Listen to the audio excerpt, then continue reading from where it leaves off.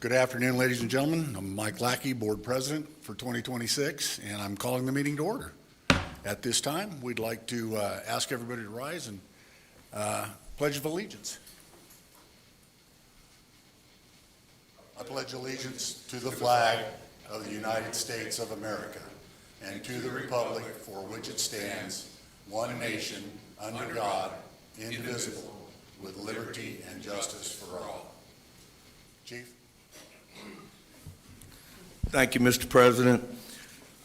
I don't know how many villagers, but I'm sure there's too many to count, that go to the wellness, worked out at the wellness, and still go. But I would ask that everybody kind of pray and think about the family of Shirley Hickman.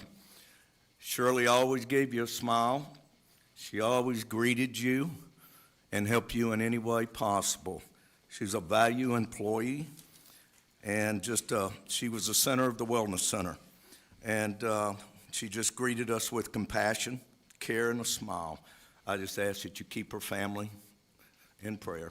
Thank you. Guys, there's a couple of things here that I want to do, housekeeping real quick. And then we're going to open it up to Kevin to address the Blue Book, which kind of didn't make it on the schedule, but that's my fault for not catching it soon enough, made it on the executive. At this time, the chair will entertain a motion to accept the minutes from the April 16th meeting. Mr. President, I so move. I'll second. On the question? All in favor? Show the vote as 7-0. At this time, I'm going to yield the floor to our corporate attorney to cover the Blue Book. Thank you, Mr. President. Welcome. I'm going to give the presentation about the proposed 2026 revisions to the Blue Book. For those who aren't familiar with the process, the ACC typically reviews and revises the Blue Book annually. It's an evolving document, as you can imagine, to address ongoing issues such as changes in construction methods, materials, enhancement in the permit submittal approval process, and then the administrative process, and also for alterations in the inspection and enforcement process, as that is constantly evolving. So typically the ACC will hold workshops a few times each year to go through suggested revisions to the Blue Book, and after those workshops we then put it in writing in a proposed draft. This year the ACC focused on a lot of administrative issues. I'd say the revisions are a little less substantive in nature than they've been in years past, and that's a good thing. Typically it means that we've got a functional and working document. Couple of the substantive issues that were addressed in the Blue Book revisions were roof pitch standards for minor roof surfaces such as back patios, porches, pergolas, etc. In the past, we'd required a minimum of 412 pitch, and that's now been in the discretion of the ACC that there can be less than a 412 pitch on some of those minor roofing surfaces. We've also changed the standards to now require, with new construction, completion of all landscaping at the time of final inspection. That had been a little bit of a loophole in the past, that contractors weren't completing the landscaping at the time of final inspection with a promise to do so thereafter, and sometimes it wasn't getting done or wasn't getting done in accordance with a landscape plan. So that's going to be an improvement in the process for the inspection. We've changed some other standards for exterior lighting requirements. Again, we're not requiring a lighting plan like you might see in some communities, but we're trying to eliminate glare onto adjacent residences, glare onto the roads, etc. So there are at least some minimal standards to be considered with exterior lighting. We've changed some of the standards for solar panels to provide a little bit more clarity on what is and isn't permitted in the standards for proper installation for contractors. And then there's a new section, it's probably the most substantive change, is the section relative to artificial turf. We're in the process of evaluating expanding the usage of artificial turf. In this preliminary year, there's going to be a lot more focus on that at the ACC meetings, and there'll be a lot more discretion to the ACC as to what's allowed. However, we are allowing it in a broader spectrum. It used to be very, very limited in scope. It was only in the backyard and enclosed within a fencing area. Now we're expanding that in the discretion of the ACC. So there are going to be some factors to evaluate, not the least of which is the quality of the material, the installation process, the area, visibility, and the maintenance, because artificial turf does have maintenance over time that needs to be kept up with. So that will be a change, and probably that's the most substantive change you'll see this year. Another change is approved construction hours. We're limiting the hours on Saturday to 5 p.m. instead of 7 p.m., just so that there's a little bit more peace and quiet in the community on the weekends in active construction areas. So that's kind of a highlight of some of the substantive changes and revisions. There's a few administrative changes, but those are the main focus this year. This was previously preliminary approved by the board or by the ACC after its workshops. The board has done a preliminary review. These revisions have been circulated to the community. They've been on the website. They've been advertised in the Telegram. And we sought feedback from the community if there were comments, questions, concerns with any of the proposed revisions. And frankly, we only got a very small handful of comments, and most of which were questions or things to consider in the future, but nothing that we felt warranted any substantive revision from what has been proposed to the community. So we felt very comfortable with that, and that we've gotten very positive feedback, if anything, from the proposed revisions. So today it's back to the board for final approval. The board has already thoroughly considered this.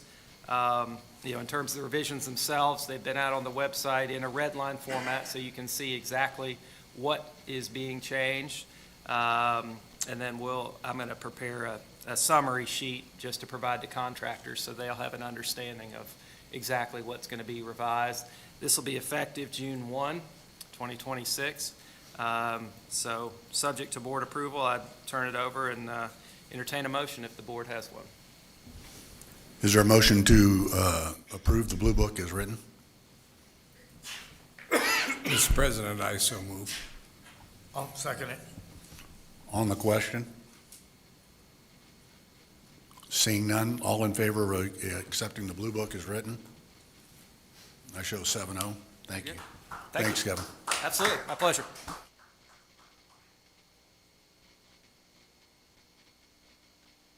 Remarks. There we go. A couple of things. Public service announcement. For those of you who are unaware, this morning right over here in Kiowa Point, there was a 400 to 500 pound brown bear strolling across somebody's patio at 6:30 this morning, 5:30 this morning. Got it on video. There he is. Can you rewind that for me and let me see that handsome soul? So be aware out there if you leave your animals out at night. They better be big ones because he could just about take away whatever he wanted. Be aware when you're walking your dogs. Be aware when you're out there. We don't know. We haven't, to my knowledge, we haven't contacted TWRA yet, but it might be something that you want to keep in mind. I'm not sure if the owner of the house has contacted him or not. I'll reach out to him a little later. I've been a little busy today.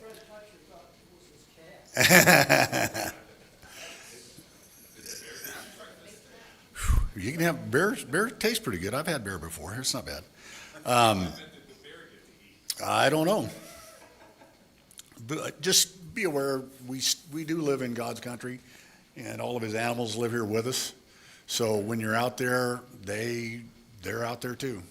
That's the first bear sighting I've seen up on this end, but it's just literally right over here off Kiowa Point. So be aware that they're out there. First meeting for our new Claude. He's here with me, trying to keep me between the K-rails. There's some challenges there, and we're going to work to it. As you all have heard in the previous town hall, we have been accepted by T-Board. The bill has been signed. Kevin and Henry, our other attorney for T-Board, they're drafting motions for us to submit to the county mayors. We've got to go to Mitch Ingram and to Buddy and get that done. Judy and Claude are working hard to get the accounting wrapped up in the right way that we're going. And there's a lot of things there that we've got to go forward with to make sure that we're going to be successful. If you were here for the town hall, you heard Matt and Judy followed up on the grant. 1.8 left on it, or 1.9? It'll be a little over 2 million in total. We received 173, so we have yet to receive the rest of it, but we've submitted receipts to support most of the bulk of the rest of it. And you got a thank you email back. They got it, didn't they? And that's money that's going to go right back in our coffers. I'd like to point out our IT director, Kevin Alfont, has managed to save us over $100,000 annually in credit card fees. He's got that. He got together with our credit card supplier. I'm not sure the exact details, but he went out of his way, and I'd like to recognize him for that in front of everybody. That's a good thing, that put another $100,000 in our coffers just for hard work. Legislation that passed has stopped the TPUC and comptroller lawsuit as well. So we're kind of getting out of that legal bid there. Scott brought something up the other day, and I want to touch on that, which was we violated a law that doesn't apply to us. The law is for public works, and because I got it from our friends at TAS this morning. He sent it to me, and we are not a public entity. We are a private entity on the engineering. I have talked to Claude about going back and making sure that all our I's are dotted and T's are crossed. But the C2RL that we met with down at Kahiti 2 weeks ago, we met with them. They just completed a bid package for TAS for their water treatment facility. It's a $25 million budgeted water treatment facility. There were 11 bidders on that, and all of those bids came in within 4% of each other, which tells me they put together a pretty good package for the bidders to get together with. You can look it up online. All 11 bids were within a 4% variance, which tells me they put a pretty good package together. Hopefully they'll do the same for us at Kahiti, and we can get going on that. I spoke about the 2044 TRDA lease at the town hall. All of this property right now that we have on lease from TRDA, the property will revert to our possession in 2044, which was something that was done by prior board, and I thank them for that. We were a little bit concerned at one point that, we got to pay taxes on over 1,000 acres. So fortunately for us, we have $400,000 a year to pay the tax. There's the man of the minute right there. There's a $100,000 man right there.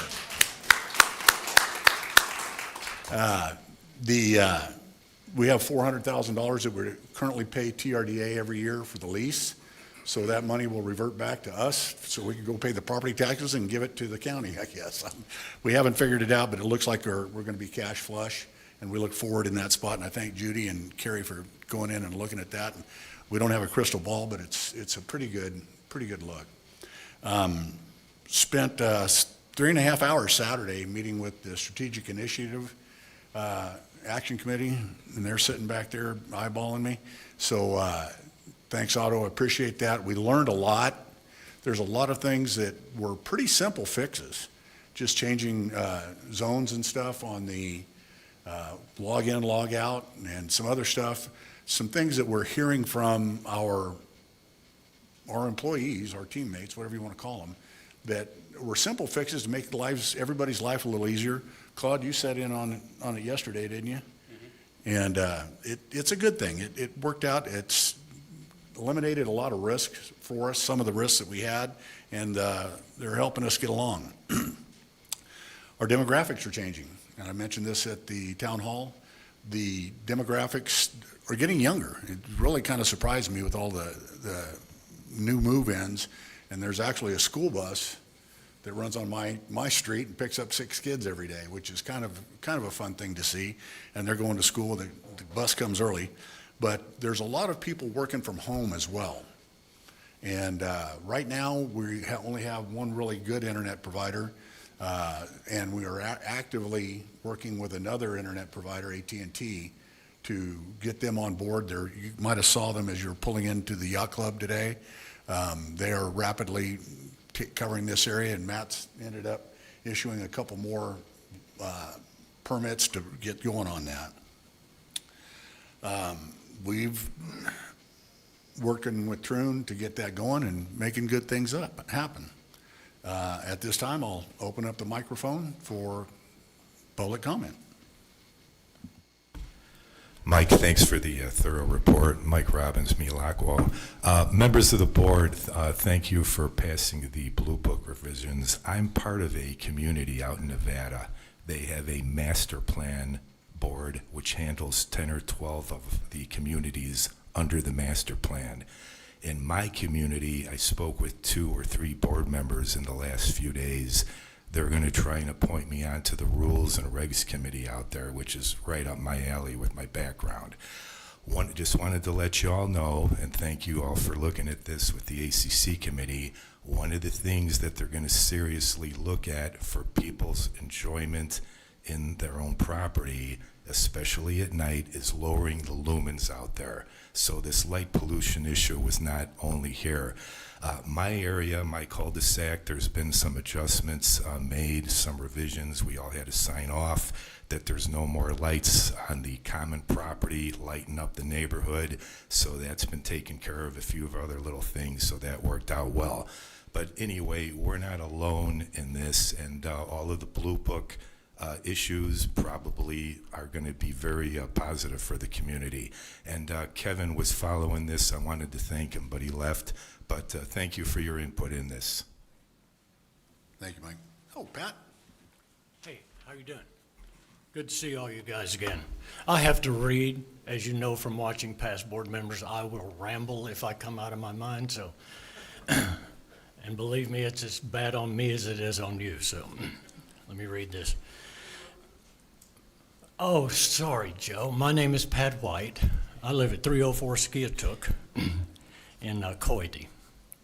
So back in 1987 or so, this Tellico Village was founded, and from our first board of directors selected by Cooper Communities to May of 1999, when our property owners first made up the 7-member board.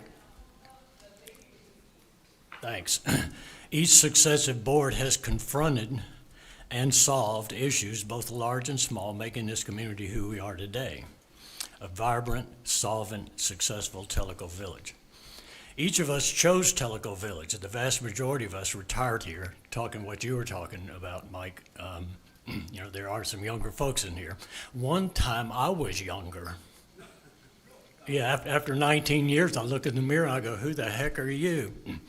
So we did not follow a paycheck, us that moved in. We didn't follow a paycheck as we'd done in our former careers. We all searched, we investigated, and we chose Tellico Village. Our involvement in the community, whether through social activities, community volunteering, servicing on advisory committees, or POA boards, made us a highly desirable community. And from 1987 to this very minute, our property owners have made Tellico Village what it is today. Without a doubt, this will continue. And we as a community elected this board. Whether you voted for the candidates that won or not, we elected this board. I fully support the board and their decisions. I'm confident that their decisions will protect the equity of our investments in this community. But as with life, there are concerns. And I bring my concerns directly to you or through advisory committees rather than through social media. My concerns will be entered into a meeting minutes or as my address today recorded on video for review, both of which are discoverable. In the most recent campaign video, using only the words spoken by the 3 elected board members, I counted 11 uses of the term sunshine and 5 uses of the term transparency. In the light of sunshine and transparency, the community wants to know the cost of hiring Troon. We do not want a comparison of past salaries adjusted by a percentage and compared to budgeted costs that we have to calculate. There are times when boards are faced with making a decision that is best for the community. Sometimes those decisions may not be in a budget, or for that matter, even planned at all. Those decisions have to be made, and we elected, just give me 30 more seconds, a board to represent us all. Again, you have my support. I understand and support your decision to hire Troon as long as you're open and explain why. You've explained the why, but the community, the property owners who pay assessments and user fees want to know the cost, not calculations, the agreed upon cost for the services of Troon for the life of the contract. And in the name of sunshine and transparency, how much are we paying? It's a fair challenge, Pat.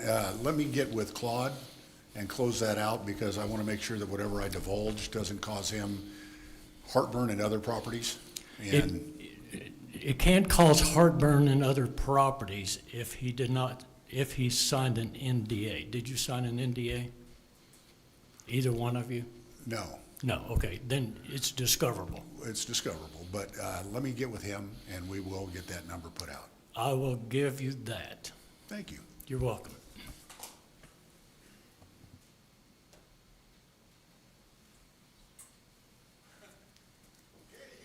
Come on. John Olson, Tanasi. Just a quick one from the town hall. The new water sewer situation, it's only going to be supported by funds through the rates. And it's going to include depreciation, which I don't believe was in this year's rates. So is it going to be revenue neutral? We don't know yet. We're waiting to get the final details from Tennessee Association of Utility Districts. I believe I said that right. We don't know what their current bylaws are or anything else. We've got to adopt their bylaws. One thing that we are not going to do that's part of their bylaws is they require a payment. Ed, what'd you say, 300 per meeting? Yeah, and we will not be taking that. We will not be taking that as a board, because we sit on the board and we also sit on a nonprofit, which doesn't allow that. As soon as we get that done, and Claude and Judy are jumping into that, we'll have some numbers out there for you. Okay, thank you.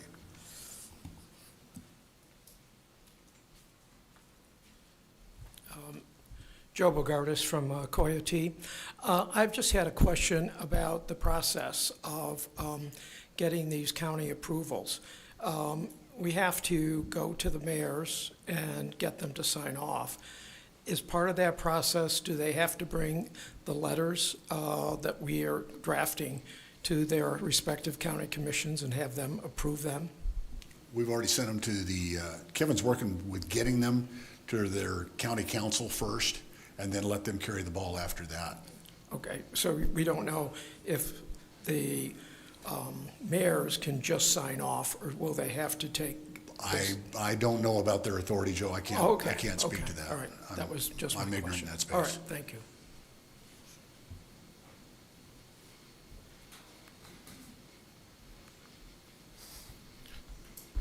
Scott McCray, Tomotley Shores. Mike, I just wanted to correct one thing that you made mention of today, and I think the same thing on Monday, when I was bringing up the question about the engaging C2RL when Jacobs Engineering was still engaged. I was not saying we were violating laws.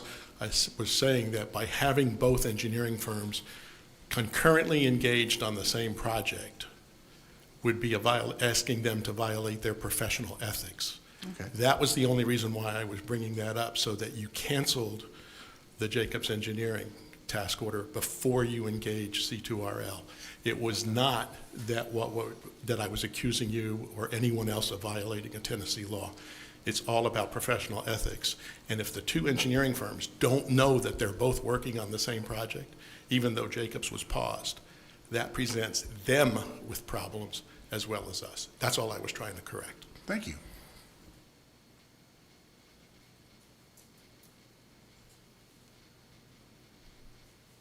Seeing no others, we're going to move on.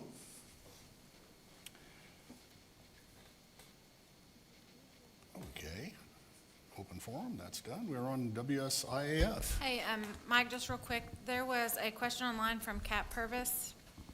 He says, I watched the town hall meeting, but nowhere did I hear any discussion about low water pressure in the village.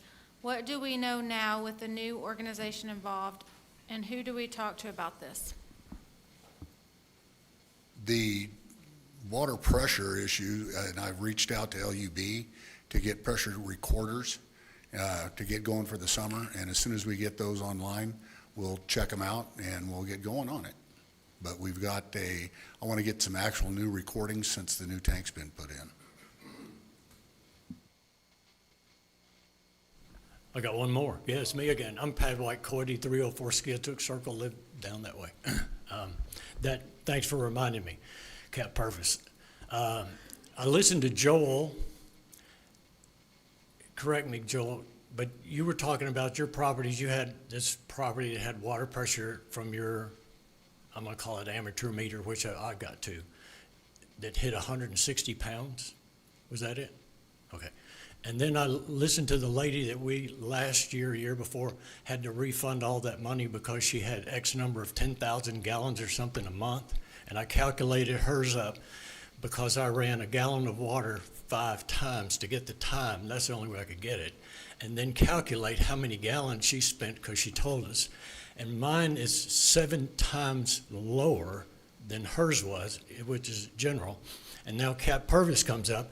And last year didn't have an issue. You and I have talked about this before because I live up way high.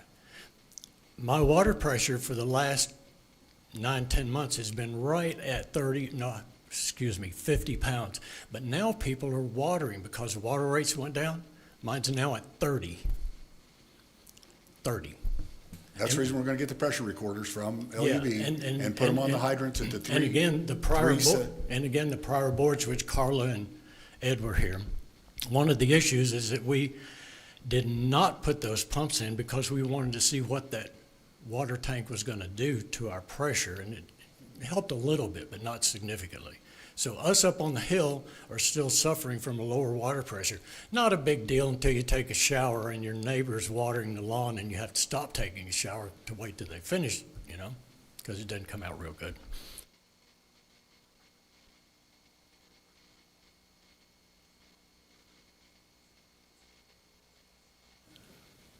Seeing no others, we're going to move on. David, did you get that to me? On my POA account or on? It would come after what? You got something to say? Yeah. Okay. As everybody in this village is quite aware, the previous board, trying to do due diligence, put a $80 water fee onto the water sewer. And they also suspended it, which was a good thing. What I've asked to do today is I have a motion for this board, and I'll read that motion. I move the Tellico Village Property Owners Association Board of Directors. This board shall hereby abolish, permanently terminate the $80 water sewer infrastructure asset fee, which was previously created by the board on July 17, 2024, and it is currently suspended, and any related catch-up fee. And that's my motion. I'll second the motion, Mr. President. On the question?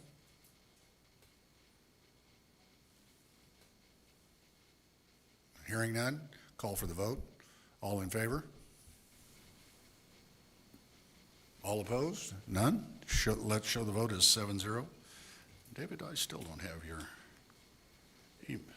oh, there it is. Yeah, I went through snail mail. I got it right here. couple of typo fixes, that's pretty good. The POA Board and directors have directed IEL to Claude Trune with the assistance.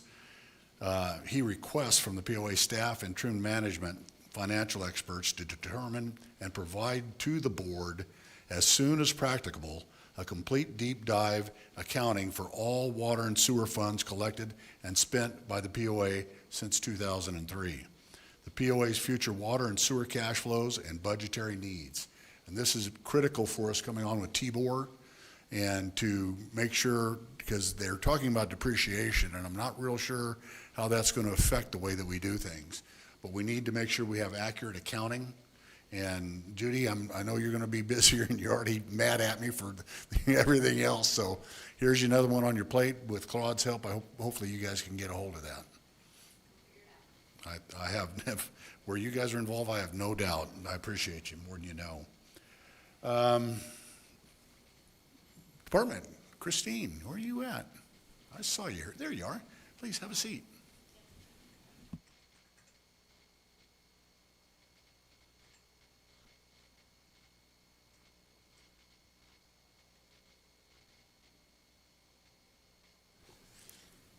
Hello, everyone. How are you doing today? Good afternoon. Tell everybody who you are. Okay. My name is Christine Martinez. I am the new Director of Food Service, Okay. and I'm very excited to be here. Thank you. Yeah, my first board meeting, officially. So coming in strong, one of the first things that I am requesting is a department name change from food service to food and beverage, and I'm going to tell you a little bit about why. Nope, other way. Okay. So, the overview is that I'm requesting board approval to formally change the department name from food service to food and beverage. I know that seems like a very small thing, but I believe it creates better brand awareness and ultimately guides us in a better direction of what we're looking for. So, as it says, it reflects a more modern, industry-aligned identity. It better represents the full scope, professionalism, and strategic direction of our operations. And the rationale for change is as follows. So the big one is the industry standard and professional perception. The term food service is often associated with institutional or limited service environments, hospitals, cafeterias, taking care of children, basic dining operations. And in contrast, food and beverage is the widely accepted standard across hospitality, private clubs, resorts, and elevated dining environments. It kind of encompasses everything else. This shift signals a commitment to a higher level of service, creativity, and guest experience. Public perception and brand positioning, that's always a big one for me. Language shapes perception. Food service suggests function and necessity, where food and beverage suggests experience, hospitality, and quality. Adopting food and beverage aligns us more closely with the expectations of our property owners and guests, reinforcing a more refined and experience-driven brand. Talent, attraction, and retention. Top-tier hospitality professionals, especially chefs, beverage professionals, experienced managers, identify with and seek roles in food and beverage as opposed to food service. This change will improve recruiting appeal, elevate perceived career pathways within the organization, and developing future leaders, aligning job titles with industry standard, increasing credibility. In terms of expanded scope of operations, our department goes beyond simply serving food. It includes beverage programming, alcoholic and non-alcoholic, culinary innovation and menu development. I want to do a lot of fun things in our community, and service standards and training. Food and beverage more accurately captures this broader scope. Organizational pride and professional culture. Names influence internal culture. This change helps instill pride among team members, reinforce a hospitality-driven mindset, create alignment with a more polished professional operation. The implementation considerations, we would need to update internal and external communications online and other places where food service branding has been made. Revising job titles and organizational charts, aligning marketing, signage, and digital presence over time. Minimal financial impact, primarily administrative updates. One thing I do want to talk about is most of our uniforms do say food service, and I am aware of that. One big thing I do know is almost every concept right now needs new uniforms, so I'm kind of in a good place to make that change. And so it's the most minimal amount of move over, if you will. The conclusion is this is a strategic, low-cost adjustment with meaningful impact. Transitioning to food and beverage positions our organization for stronger branding, improved talent acquisition, and alignment with industry best practices. So my request for approval is I respectfully request the board's approval to move forward with renaming the department to food and beverage effective today. Thank you. Is there a motion? Mr. President, I move that as our food and beverage director requests, we change the name of what has been our food service department to food and beverage. I'll second it. On the question? I just have one. Does that mean on football Fridays, you're gonna let them wear orange? I wouldn't That may expect be a anything Claude, less. that may be a, see, Claude's gonna try to stop that because he's Alabama. I think they should be wearing orange on Friday and Saturday. You can wear all the orange you want. And I assure the new food and beverage advisory committee, we will live down being known as the FBAC. Yes, sir. What about event coordination? So normally event coordination, and I know we've talked about this, I do know, normally event coordination does fall within the food and beverage system. The main difference for me is that there are still events that happen in other departments that don't necessarily require food and beverage activities. That is the main thing. There are a lot of ways to speak about the food and beverage as a whole, but I believe that we can encompass all of those things together. Joel, you're lit up. You got something to say? Yeah, thanks, Christine. How much is this going to cost?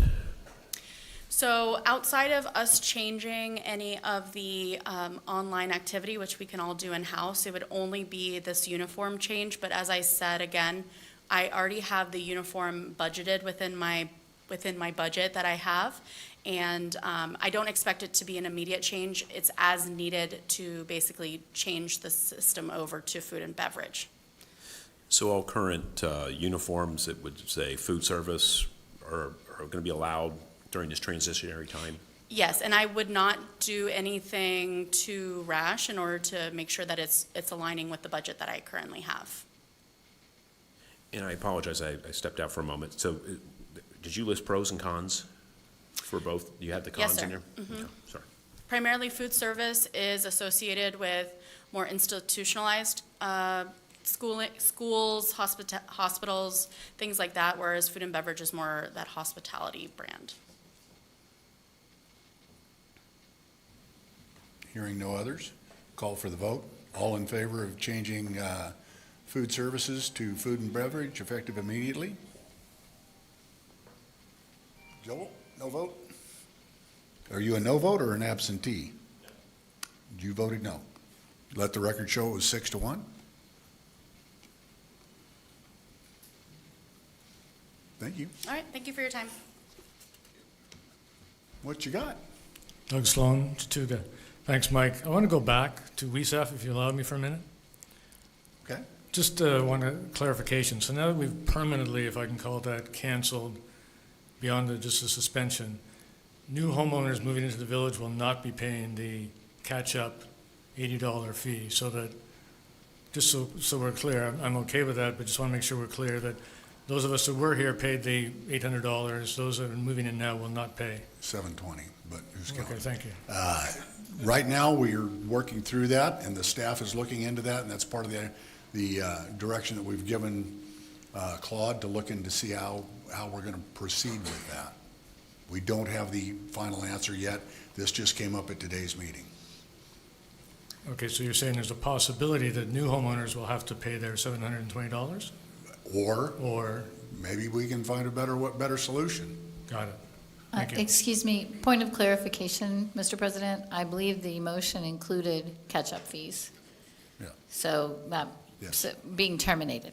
Yes. So yes, Thanks, that's Doc. correct.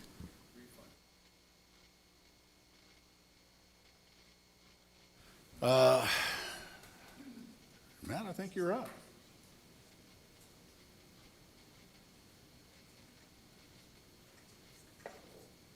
Oh, Okay. I'm sorry, Joel's up. He's up. I got you a little ahead of yourself. Go ahead, Joel.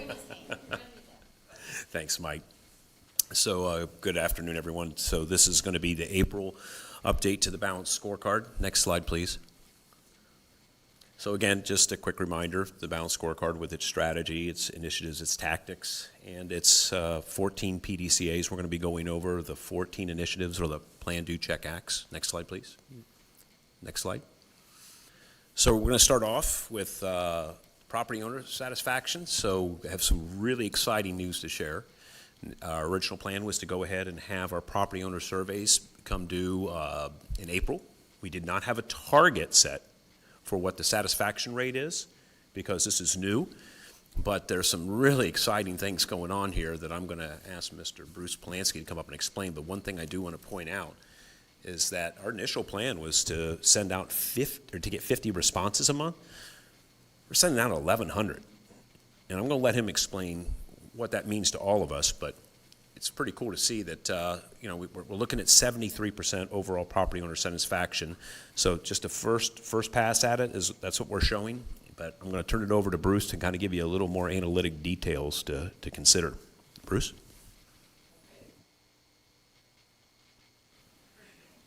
Testing, okay. First, just a quick overview for those of you not familiar with the surveys that are going on, which is, probably two of you, but we'll do it. We'll do it for the two of you. A lot of activities, wellness center, restaurants, lots of things to do.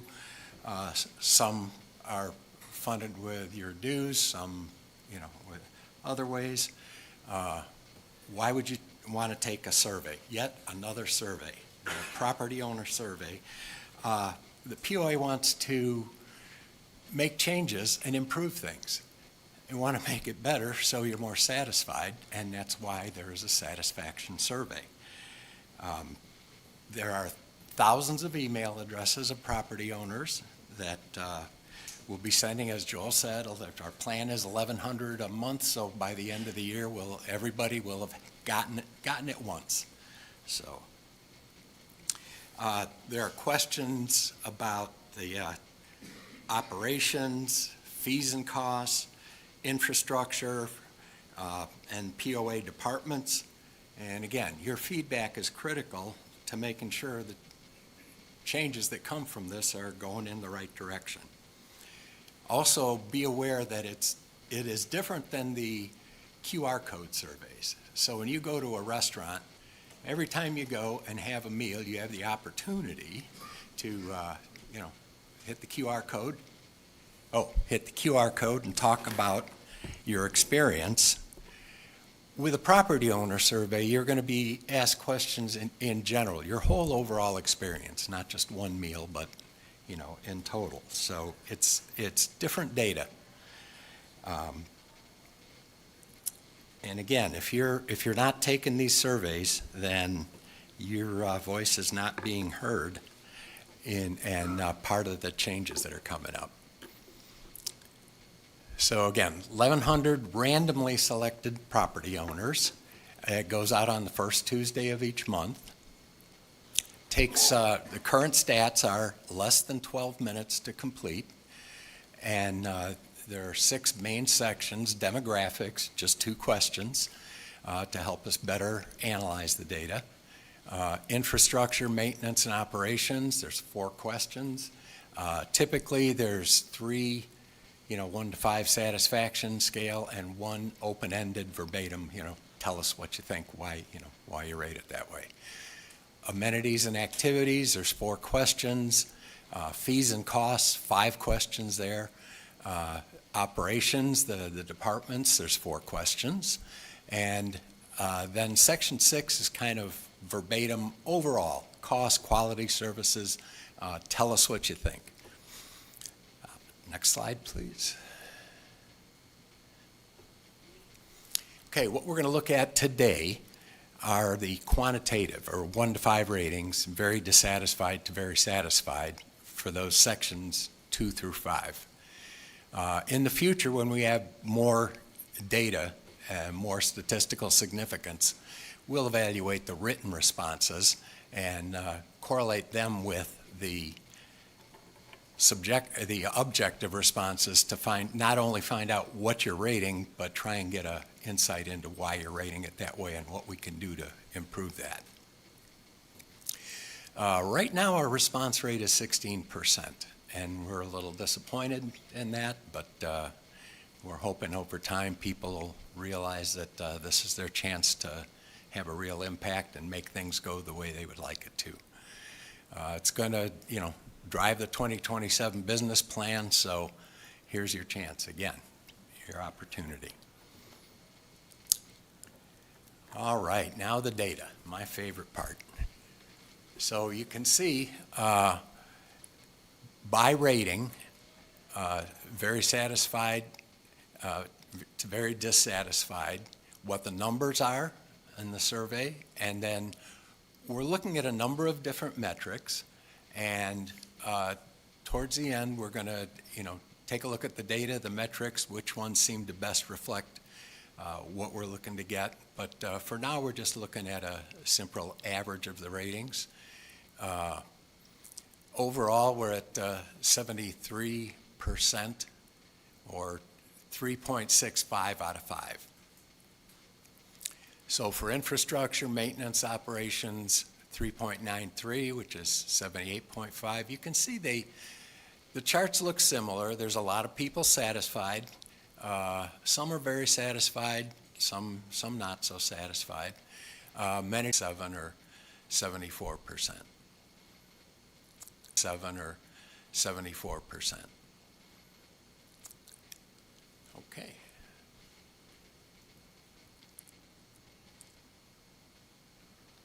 All right, that's Thank you, Bruce. what we have for this month.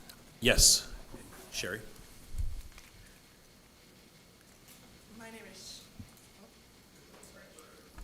My name is Sherry Oswald. I live in Tococo's. My question on the data would be, are we qualifying the responses anyway in terms of which folks are answering that they're very satisfied versus not? For example, I participate in the amenities is a different possible answer when you're answering the survey versus somebody who doesn't participate in the amenities. Are they younger? Are they older? Household members, et cetera? Is there any track on that?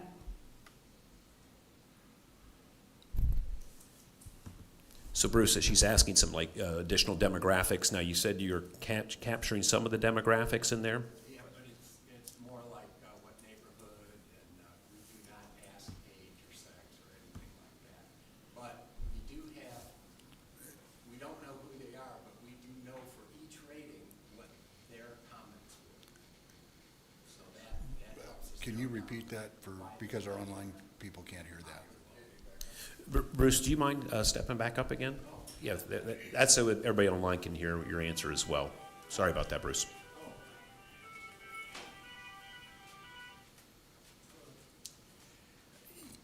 Yes, the question was about the demographics and are we analyzing that and looking at them and to help keep the survey anonymous.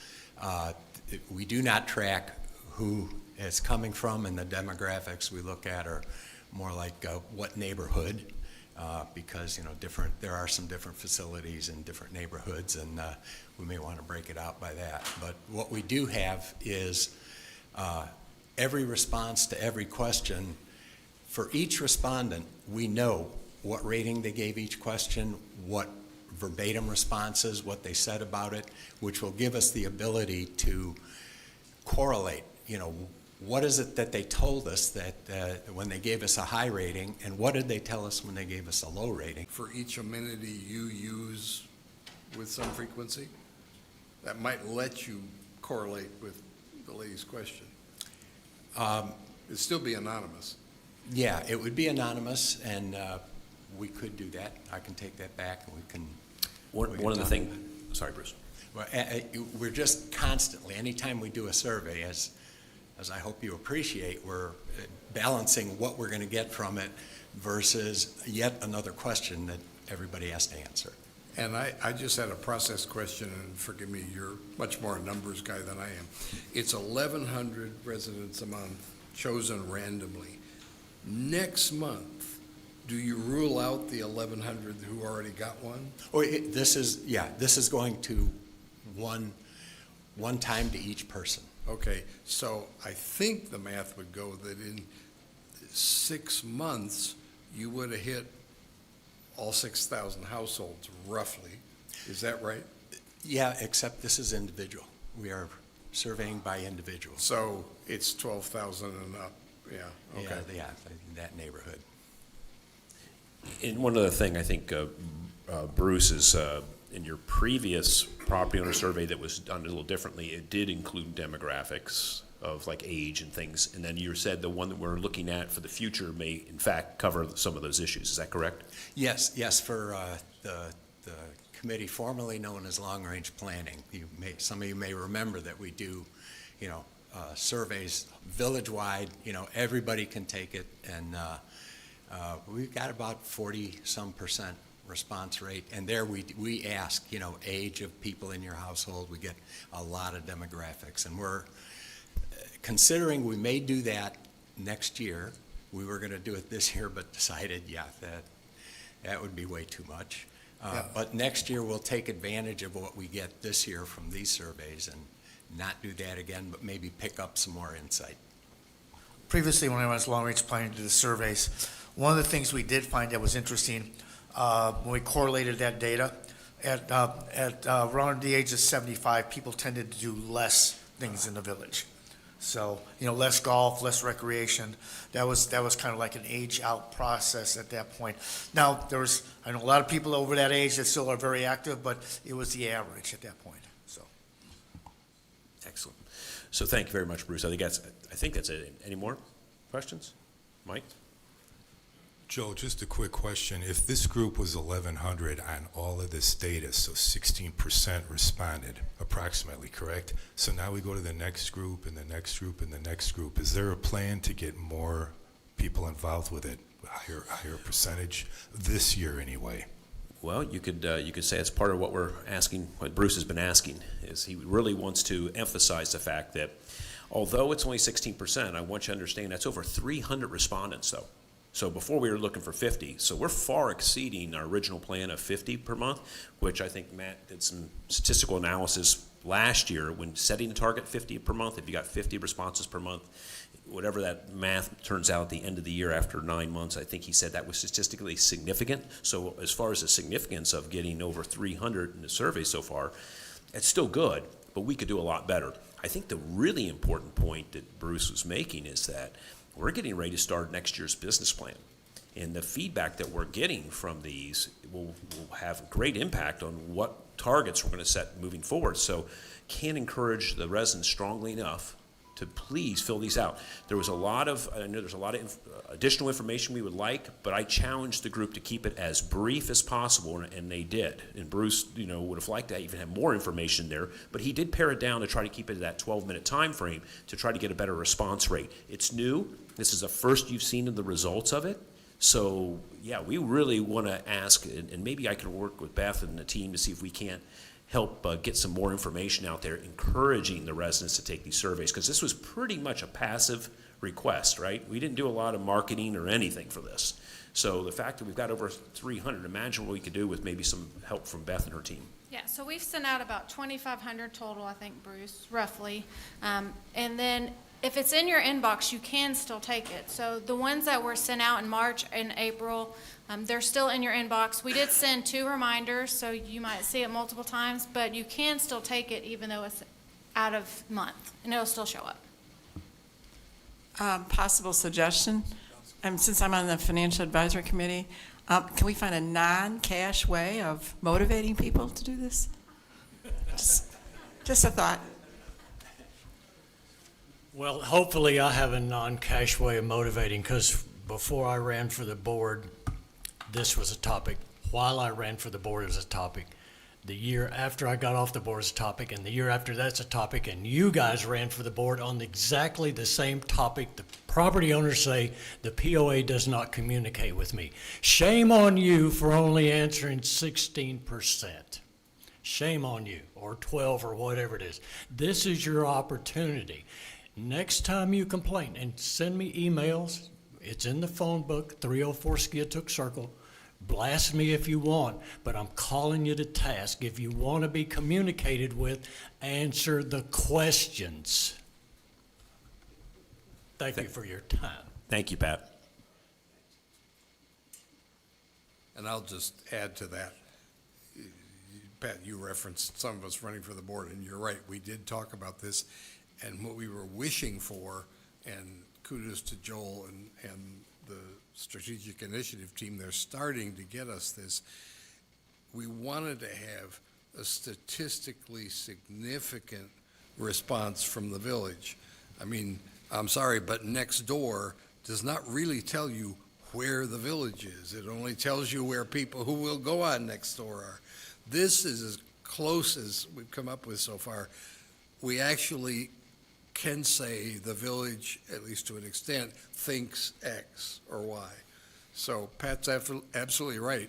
I mean, you get a free pass. It doesn't matter if you were late, as Beth said, you can still go take this. So everybody watching this, look at your inbox, and if you didn't send it in, send it in.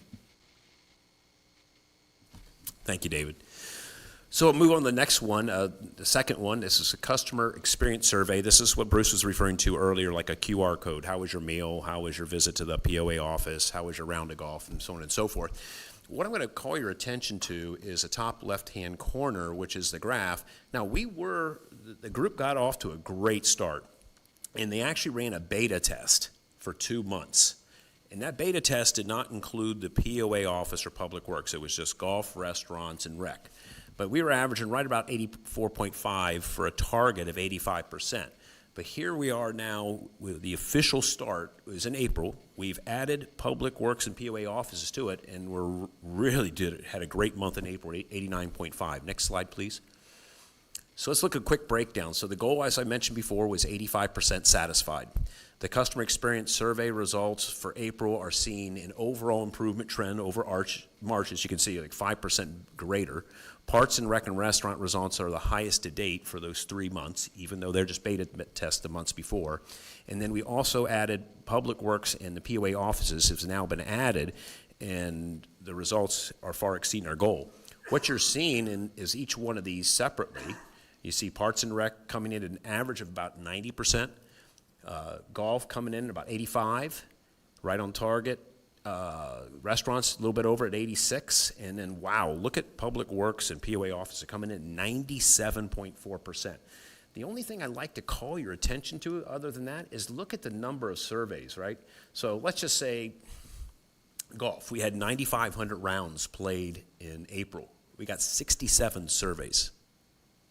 Do your math, that's about less than 0.7%. So less than 1%. Really want to encourage you to take those surveys and let us know. They're very simple. They're only 3 questions. Takes about 30 seconds. So please encourage you to do so. And there is room in there if you'd like to add comments as well. I've talked to Claude about this, and I just sent the actual files to him yesterday, which has every one of the surveys with their comments. There's some powerful stuff in there. I mean, a lot of complimentary stuff. To have that kind of overall, we're looking at, 90%, you would think there'd be a lot of good verbatim comments, and there are. And we need to make sure that we get that out to the people, right? I think we have a tendency to focus on the negative too much. There's a chance to be positive. I saw a lot of people's names in there, Claude. They're getting called out for good stuff. We need to get that back to them. The other good thing that I really saw, having done some of these in the past, is on the individual comments, usually when someone's upset, the comments are upset. Every comment that said, this took too long, also said the service was great. Or every comment that had something that was negative in it didn't stay there. It had something else that was positive. Very, very unusual. And the restaurant side of the house, did that include the responses from Toast? No. So one of the things we're doing is we're running these in parallel, right? So you have the toast surveys coming in, and it depends on how you fill out the toast. You have the thumbs up, thumbs down, and then you have a more detailed version. I wish I was more well-versed in it. But we agreed what we're going to do is just run these two in parallel for a while, and then come back and see as best as we can, comparing apples and oranges, how similar they are. So we can determine whether or not we want to continue to use the QR codes, or maybe work with Christine and Toast to see if we can't, in fact, merge the two.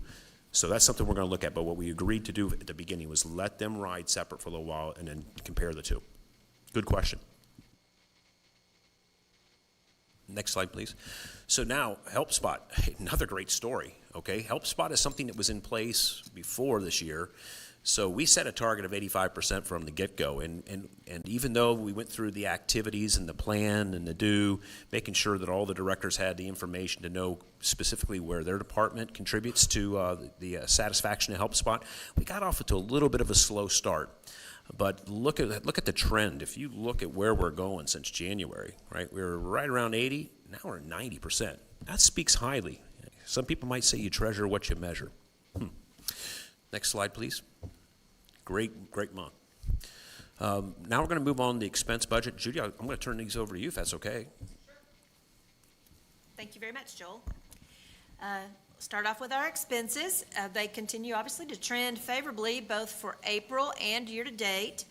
These totals on this slide include interest expense and depreciation. April expenses came in approximately 8% favorable to budget, and year-to-date we remain about 7% favorable overall. Wages and benefits continue running favorable to budget, largely due to several open staffing positions across the departments. That has provided some short-term expense relief, although we would expect portions of that variance to narrow over time as hiring activity increases, particularly with our upcoming Tennessee operational ramp-up. We're also continuing to see support from materials and supplies, contract labor, and certain maintenance-related categories. There are still a few isolated areas running slightly above the budget, including some legal expenses and common property maintenance activity. But overall, our spending trends remain controlled and continue aligning very well with our broader 2026 operational guidance. Next slide. Looking at our gross profit and our subsidy, I'll start off looking at the gross profit performance. It strengthened again during April. For the month, gross profit finished approximately 11% ahead of budget, while year-to-date results are running about 6% favorable overall. The favorable variances continue to be fairly broad-based operationally.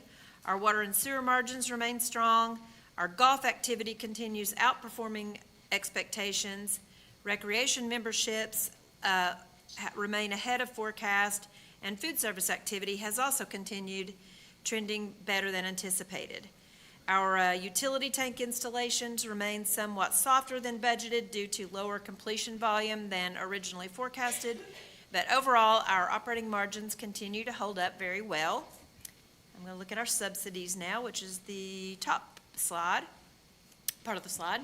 Subsidy performance was especially strong in April. Both golf and recreation, hear me say this, both golf and recreation generated operating surpluses for the month, driving consolidated subsidy performance to approximately 164% better than budget for April and about 41% favorable year-to-date. Golf continues to benefit from record rounds and strong overall operating activity, while recreation memberships continue to trend better than expected and generating stronger than anticipated financial performance. So that remains very encouraging relative to one of our organization's major 2026 financial objectives, which was reducing subsidy dependence across golf, recreation, food service, and marketing operations.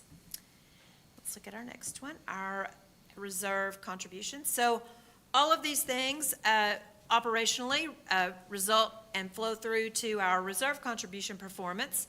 April contributions available for reserves finished approximately 112% ahead of budget, and year-to-date results are now also running about 112% favorable to our plan. The stronger reserve contribution performance continues reflecting a combination of favorable operational margins, controlled expenses.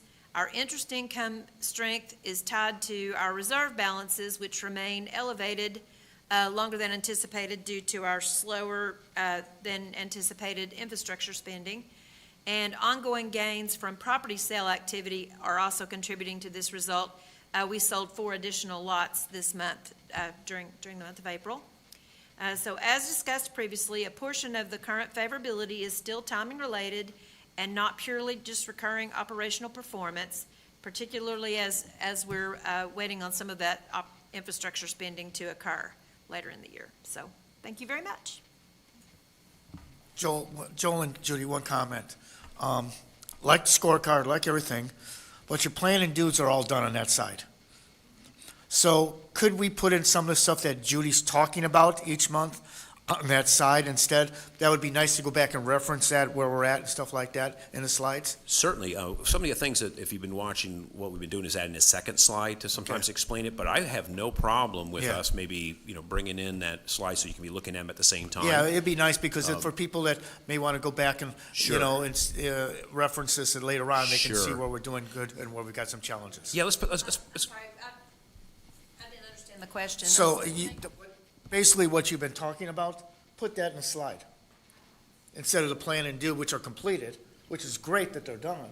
Okay. But I mean, so people can reference that in a document, okay? Yeah, maybe we could do, Judy, is just so you start off, it has this look, and then with one more click, now you just have a whole text box that takes the right side of the screen.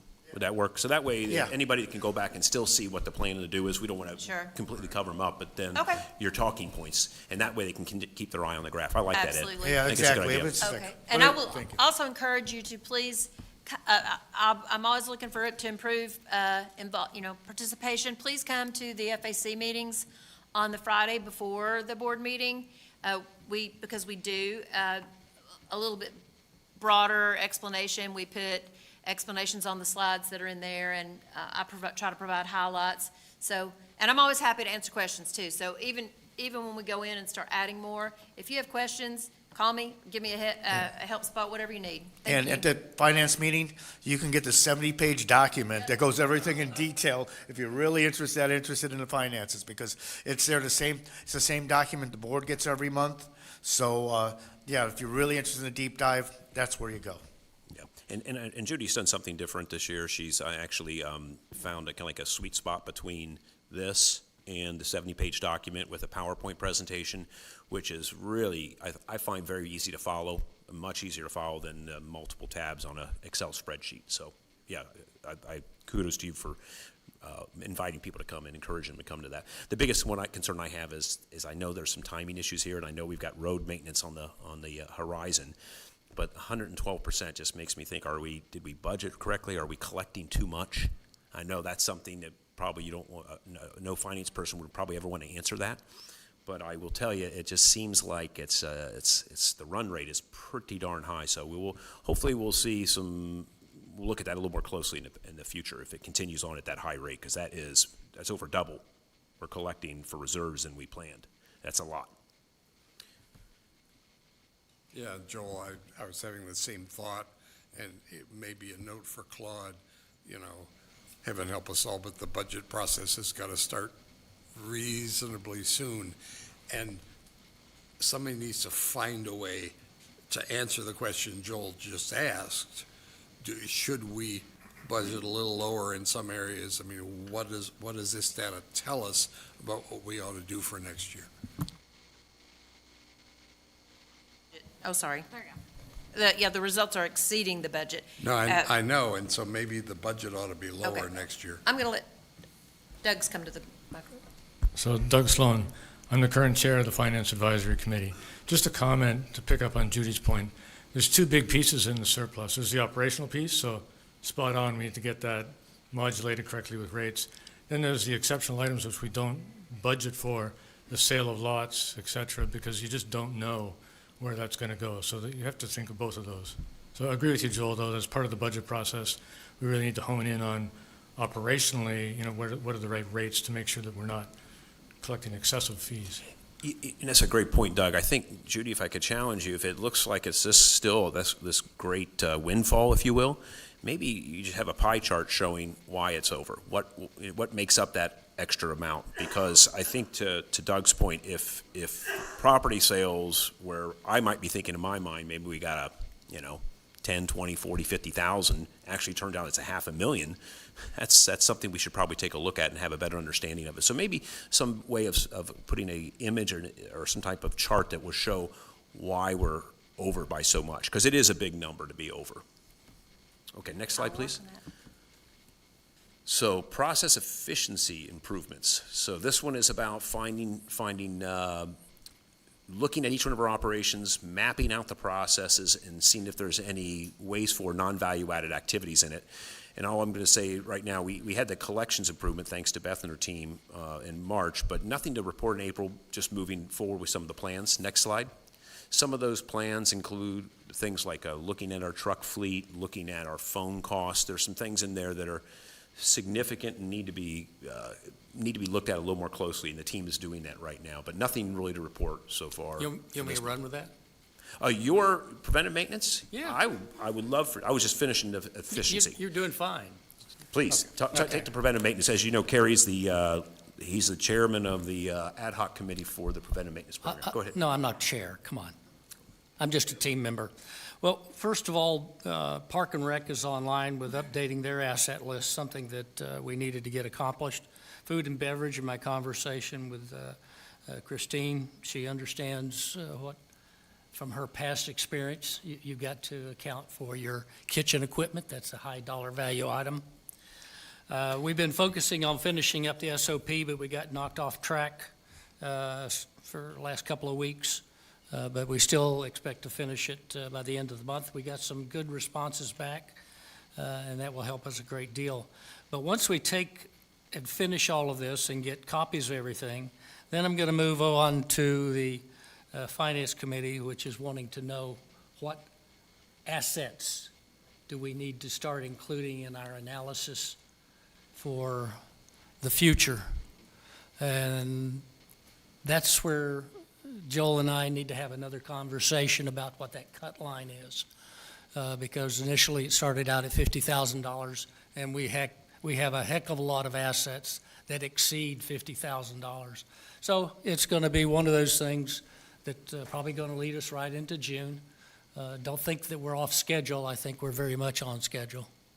Thank you. Next slide, please. So just to what Kerry was talking about. So he's got that, you have your draft of the SOP completed.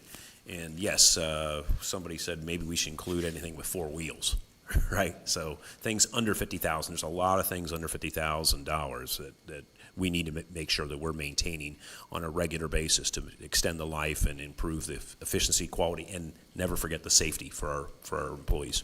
But also this falls into when we start looking at what are the assets authorized for the building, what are the assets authorized for each shop or office, because we don't have that.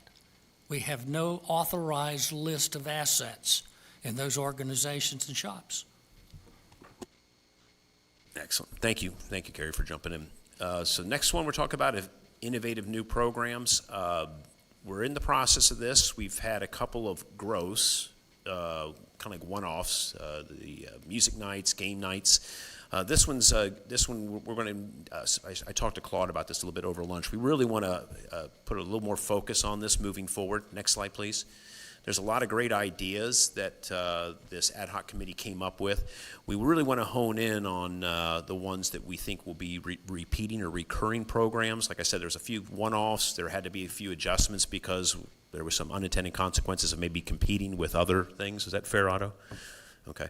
And then but the beverage cart, for those of you who play golf, you're seeing the beverage carts up riding around. So this is something that I feel very strong that not only the ad hoc team, but also with Claude coming with so much vast experience, working with so many different communities.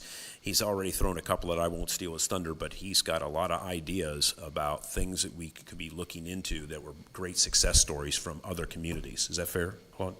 Anything you want to say? Okay. He's going to keep you in suspense, he says. All right, next slide, please. One thing, Joel, we've also, moving forward, we're getting carts for each one of the other courses, not just TOQA, right? As long as it plans out. I don't know how successful it's been, Casey.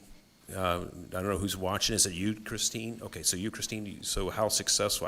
I've heard mixed reviews. I talked to her that was driving a couple times. I guess Saturday was this and Sunday was that, or the weekdays was not so great. Overall, it is making money, and guests are enjoying Well, good. So that would go into carry. It's a net improvement. So if they would say, hey, if it's going to cost this much to do it, but it will net this amount, we'll support it. What a great story here on safety. We have had no lost time injuries so far this year. So thanks to all of you that are paying attention to this. This is so important. I know making sure people are using their personal protection equipment, their PPEs, safe practices. I'm sure it's not an accident that they have zero, is what I'm saying. I'm sure there's people out there from a leadership perspective that are reminding people of their safety and to never do any act that's not safe. So it's starting to show. So great job. Yes, sir. So question, if it's now, since now we're tracking this very good, can this reflect on our insurance rates later on, that we can show them zero time loss or very little time lost on our insurance rates going further? I think we're going to have to ask Russell to step up to the, Russell, come up you have to to the step mic, up, please. please.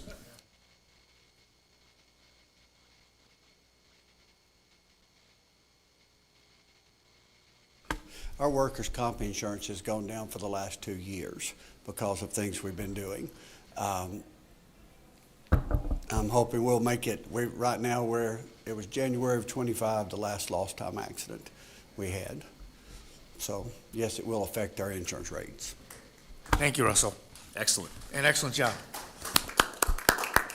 All right, next slide, please. So employee satisfaction survey. Wow, this is huge, and I can't do it justice. I'm going to ask Otto to come in and talk about this a little bit, because all I'm going to say is this. We originally tried to think that we were going to ask at least 50%, make the survey available to 50% of our employees in May and 50% again in December to kind of check to see how we did 6 months later. But Otto and the team took it to a new level. Go ahead, Otto. So first of all, I'd like to thank my team. First of all, I'd like to thank Russell and Chris Carter for putting it together for us in kind of an open enrollment forum. We did 14 sessions, in-person surveys, followed by focus sessions with all those people, and we captured an entire legal pad worth of comments. We've taken those comments and we've rolled them up, and we're in the process of briefing that out. I'd also like to thank the department heads for their support. I'd like to thank the board for both sessions, that Saturday and this morning, to get you briefed out. We sat with Claude on Tuesday, yesterday afternoon for a couple hours, and it was, we appreciate your time, and hopefully the information was beneficial. Mostly, I'd like to thank Bruce Polanski and Rick Creange and our spouses for allowing us to put all this time in, because it has been a lot of time. We've done this, we've been working this for 3 months now. We did all of the surveys within about a 2.5-week period, and we've been crunching numbers since. So our goal was so we changed the plan. That's the plan, the original plan. We changed the plan to capture as many as 100% of the employees, or at least give 100% of the employees the opportunity to be heard. And what we did is we got 81% of the full-time employees. So we got 200 back out of a total of 357, 123 full-time out of 153. There are 201 part-time. The numbers don't really matter. The bottom line is we ended up with a survey with 95% confidence, less than about 4.3% error rate. And what that means is if you took this survey 20 times, 19 times you're going to get the same answer. And the real beauty of this is the qualitative comments, that the verbatim comments that they gave us, and that has taken a lot of time to assimilate. We've given a high-level outbrief to the board right now, and I'm apologizing to the employees right now. We committed to getting you the answers back by the end of May. Unfortunately, we've had some hiccups with some leadership changes and getting the board together and herding cats in a thunderstorm. And we have to get to the department heads, and that's probably not going to happen until the first week in June. So the second week in June is when we're moving it back just a little bit, but we will get you those answers and tell you what you told us, and then tell you what we're doing about it. So along those lines, what was I going to say here? We focused on this. If we don't have the employees, we kind of viewed ourselves as the advocate for the employees. So if we don't have the employees, we don't have a village. We don't have golf, we don't have rec, we don't have food and beverage, we don't have admin, nobody's collecting water bills, all of that. Nobody's fixing stuff around infrastructure for us. So we really valued their input, and it's really, really interesting stuff. I'm just going to say that we looked at the data, and if within departments, there's about a 75, 76% favorability rating out of that, which is bordering between good and caution. So there are a lot of concerns out there, and we're working through those, and we're giving recommendations at the different levels. We've given the board recommendations, we've given Claude recommendations, we're going to give each department heads recommendations, and then we're going to outbrief each department individually.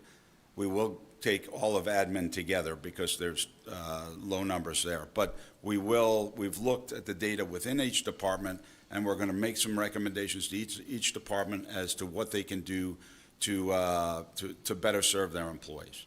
So once again, I applaud all the guys who participated. I applaud the department head support for this, and it's really, really been a heck of an experience, and the employees are awesome people across the board. Thank you.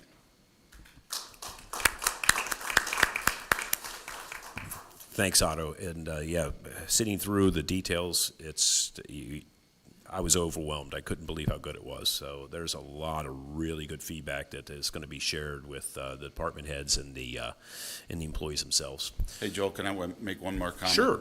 As this came up, there are a few things that we already attacked that came up. I'm just going to give you 3 examples really quickly. One of which is we got the cart barn people at the old Tanasi trailer. And when they logged out for the day, they locked themselves out of the geofence, which is how they logged out of their timesheet. This has been going on for 2 years. It hasn't bubbled up to become a problem. So what did we do?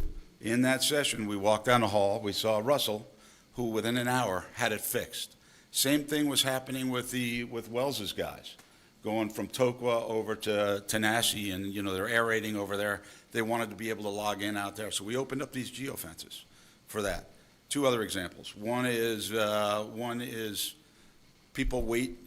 So let's say in the yacht club, right? At the end of the night, they get tipped out, right? The servers get tipped out, and we've been doing that in cash. Toast, we implemented Toast in January. Toast has a capability of doing that either direct deposit or through cards.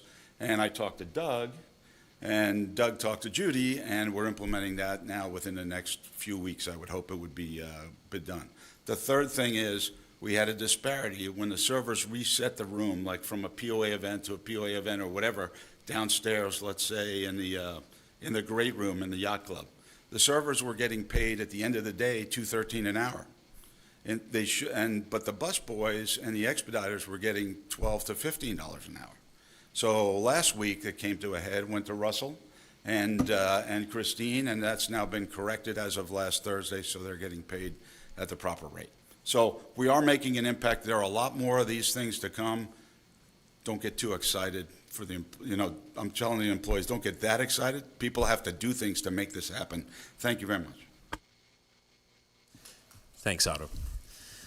Okay, so moving on to number 12 of our 14, customer focus training. This is a project that's ahead of schedule. Next slide, please. So I think it was Holly came up with this. Yeah, okay, good. So kind of like some talking points. So the way this ad hoc committee team framed the customer focus training, they put it as a crawl, walk, run. So this is just the crawl training. So they're going to be moving on to the walk training here in the not so distant future. But just, like you can see, like 7 best practices. Smile. You can hear it even on the phone, right? Make sure that you give good customer service. Always be using your name and trying to get your customer's name. So you're probably seeing more of that. I think we had someone who was helping us today, didn't have their name tag on, and we asked the question, who are you? That person had that name tag on like that. Came back out, and I was like, that's cool. So, some new best practices coming in place, but really hope you're starting to see it on the receiving end of being a customer and hearing some of these great changes that people are trying to make your experience here in Tellico Village better. And I can't say it strongly enough. We have our own codes of conduct for both. It is reciprocating. So while they're making every effort to be kind and courteous, let's, as residents, do our best to do the same and reciprocate, please. Thank you. Some other things about the Train Ahead Customer Focus Ad Hoc Committee hosted a property owner engagement meeting. The owners volunteered to support, so they're going to be they're not secret shoppers, okay?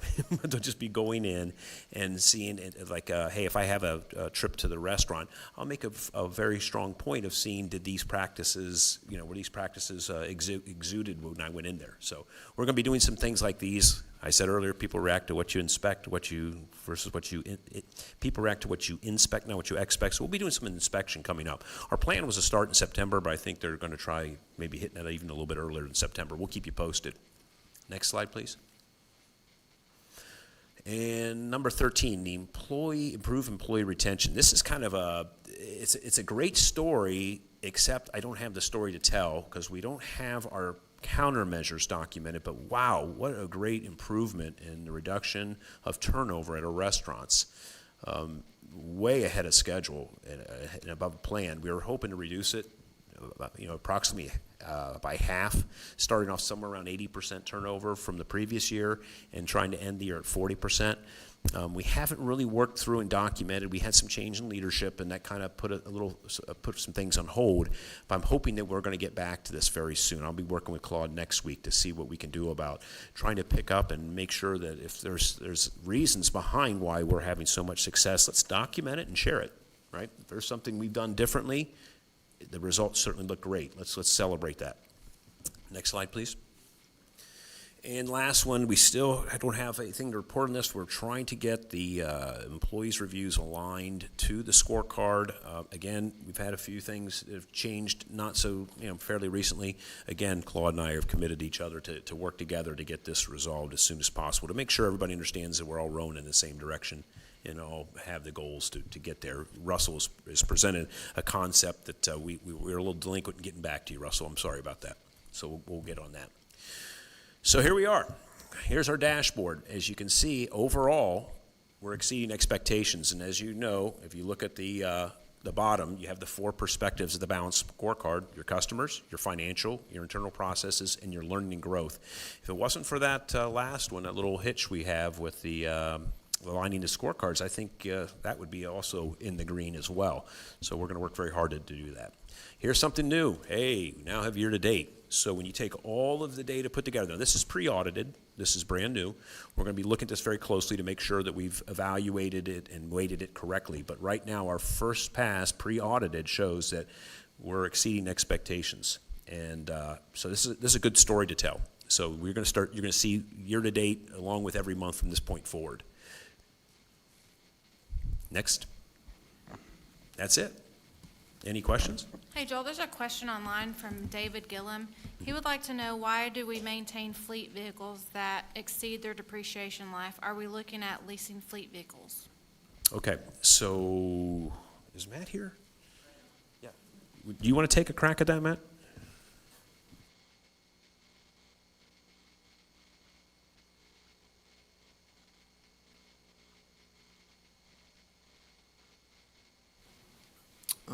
I'm going to repeat the question, Beth, so that I heard it right.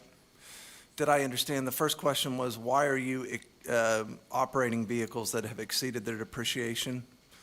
So in Public Works, we're going about simply, we have residents, they need services. People don't believe me when I say this sometimes, but it is not remotely unusual at Public Works to walk out in that parking lot and the trucks are gone. They are not sitting around. So when you talk about replacing a vehicle, you're talking about making a decision to stop operating it, figure out how to sell it, all those kinds of things. In my mind, it is far more operationally sound for us to maintain them well.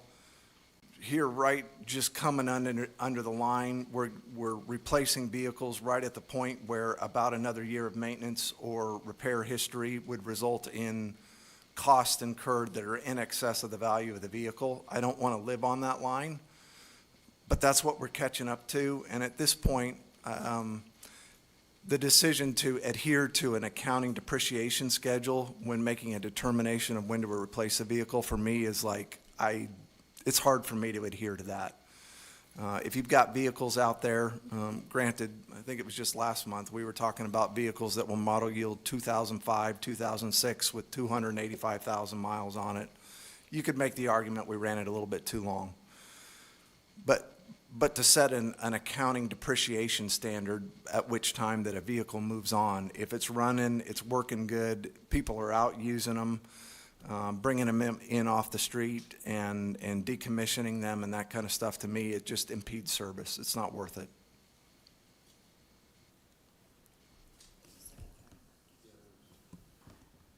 The second part of the question, Matt, was, are we looking at leasing fleet vehicles? No.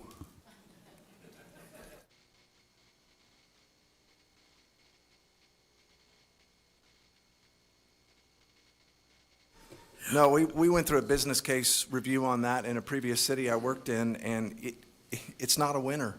It just is not a winner. If you've got in-house repair staff and you take care of your vehicles, good way to lose money is start getting yourself into a lease arrangement. I mean, I can make some examples of where it makes a little bit of sense. Sometimes we used to have what we called pool cars, where, for instance, you know, the IT people would be able to jump into a pool car, go to another facility, perform computer work, that kind of stuff, and they're putting something in the neighborhood of 3,000 to 4,000 miles on it. You can make an argument for that, but most of our vehicles are running in the 14 to 16,000, maybe up to 18,000 miles a year. That's not a lease arrangement. Just isn't.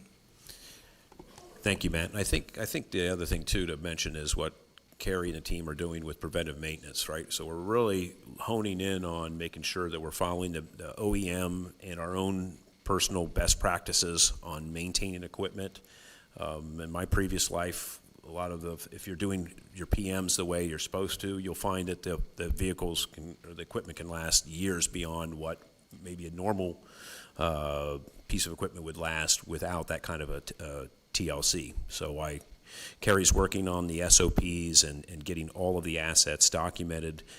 I think we're going to see that with proper oversight and maintenance, I think you're going to see that our vehicles will actually even last longer with ensuring that they're getting maintained at the sweet spot.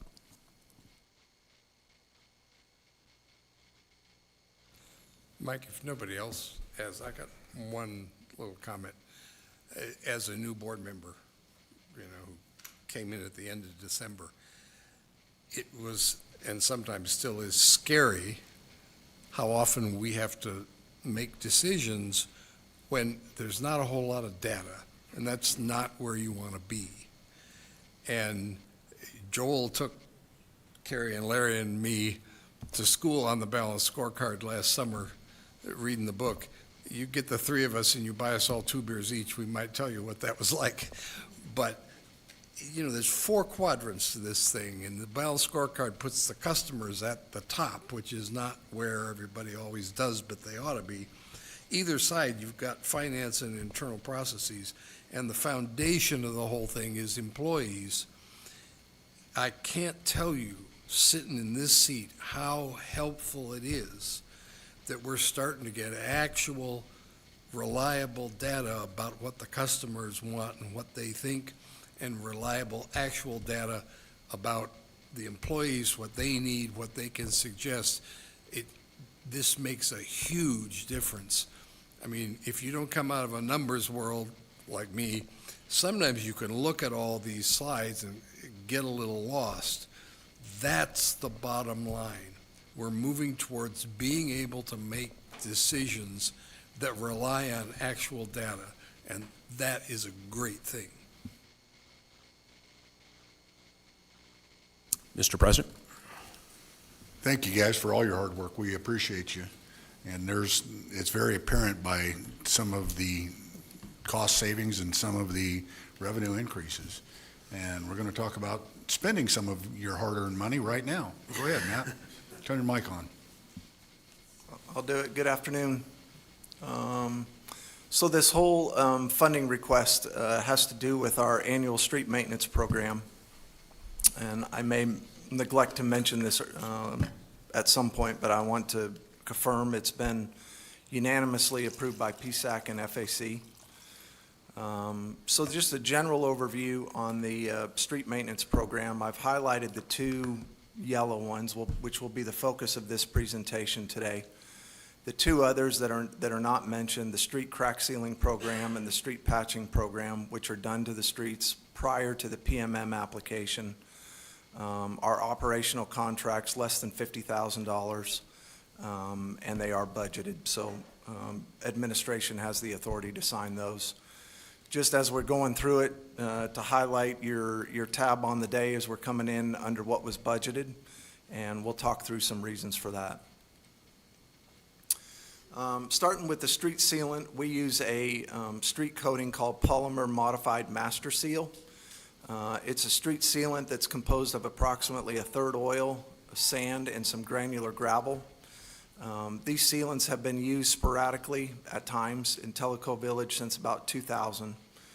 Street sealants aim to lengthen the life of the streets, both through the preparation of the roadway in advance of the application. That's the crack sealing and the patching. And after the sealant's applied by inhibiting water infiltration to keep the asphalt surface pliable. The use of street sealants aims to provide additional life over the roadway surface with an application cost of about $1.51 a square yard. Versus what we're going to talk about here in a minute is asphalt overlay. So it's very cost effective to be doing this. Our plan is to do 1 or 2 applications of PMM on a 5-year basis before you start talking about an asphalt overlay. And the cost savings with doing PMM is very significant to the residents. It's a worthwhile activity. PMM is not without its shortcomings. The application process requires 2 coats on separate days, during which time the road must dry.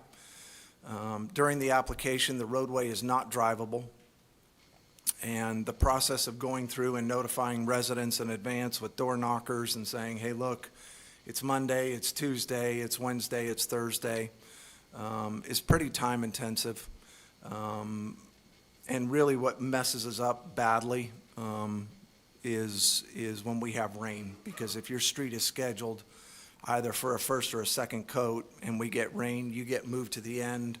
We continue with the progress, go back and notify people that we need to conclude the PMM.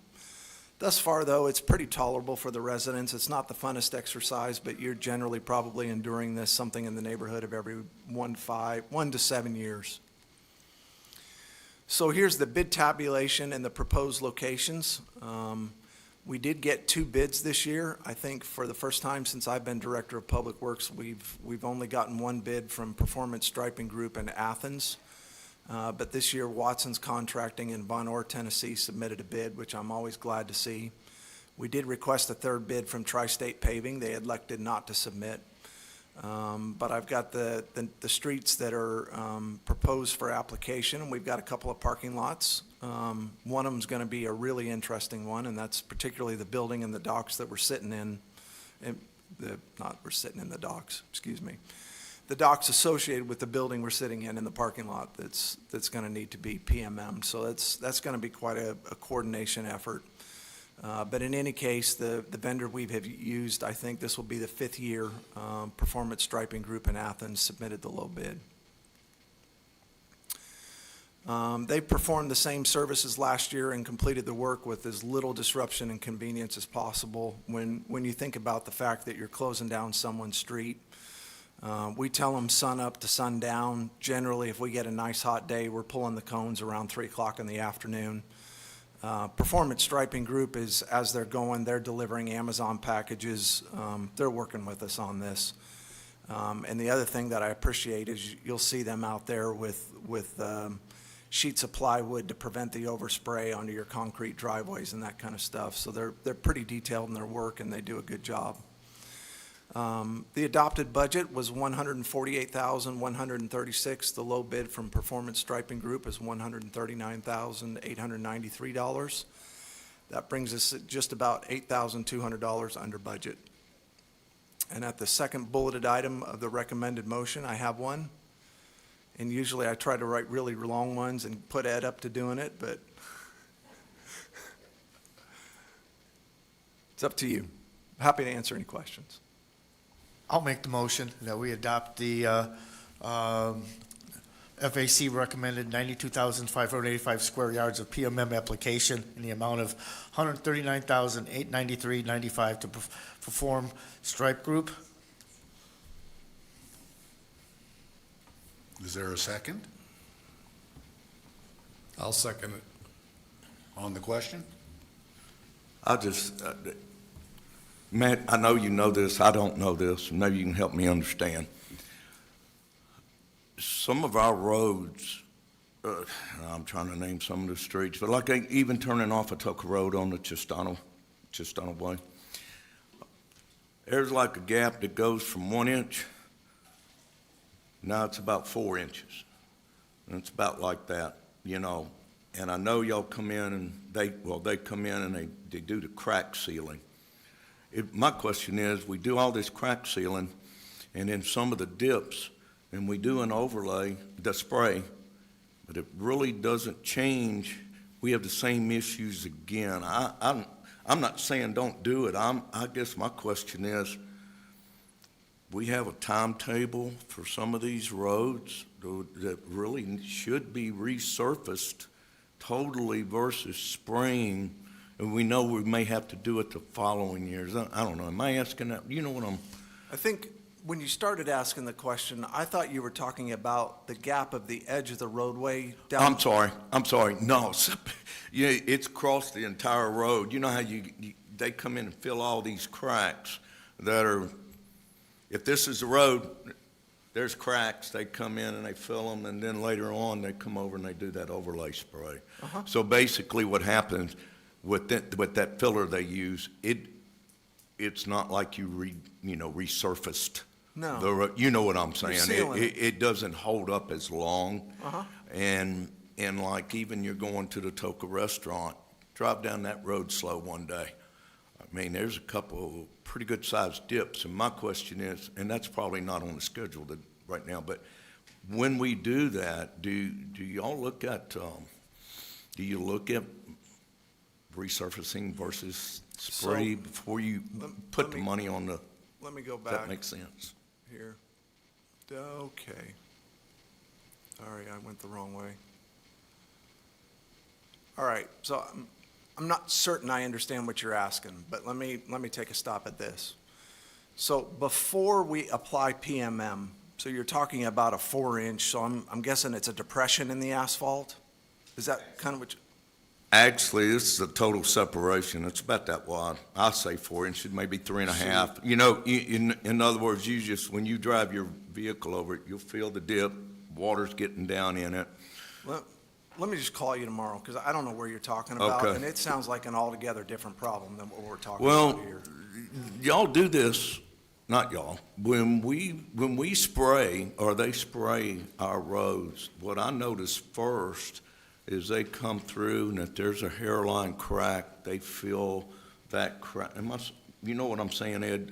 You feel that, okay, that's the patch. I'll get it right here in a minute. Crack sealing is where we're blowing oil in. You're blowing oil in. But if you had deteriorating roadway, we would patch that street before doing PMM. Okay. And I think what you're explaining to me is you've got some roadway deterioration, and if it was a candidate for PMM, we would be patching that street, that section, putting in new asphalt before we were applying PMM. Okay. Matt, it helped me when I went to the PSAC meeting. Can you show the picture of the roads? That really helped. I'm getting there. Okay. 'Cause I am getting there. You'll get a lot better if when you see that. I thought I saw one a second ago. It really You did. helped. Okay. You did. Kerry? Well, same thing I brought up the other day, is leveling. When you're doing PMM, You're not leveling the road. No. You're just sealing the existing road. If you're going to do asphalt, in which you do the milling, you come in with leveling to fill those dips so that you have a nice level surface for putting down 1.5 inches of asphalt. Right. But PMM does not get leveling. If you're talking a 4-inch separation on the roadway, I gotta lay eyes on that. That sounds like a culvert's cracked on. Normally, or they're very something. small cracks. Yeah. And, Well, and some are just getting a little wider than others, Let me but, come look at that. Let me call you tomorrow, and I gotta Yeah. see that for myself. okay. I don't want to speculate on what the problem might be. Matt, in some ways, I listen to this and thank you, Jesus, I'm not a roads guy, and we have some roads guys. But I think the question might be, how do you decide, it's okay to just PMM this road now, we're going to level it in 2028 or whatever. How does that balance shake Glad you out? asked. I'm coming right there. All right.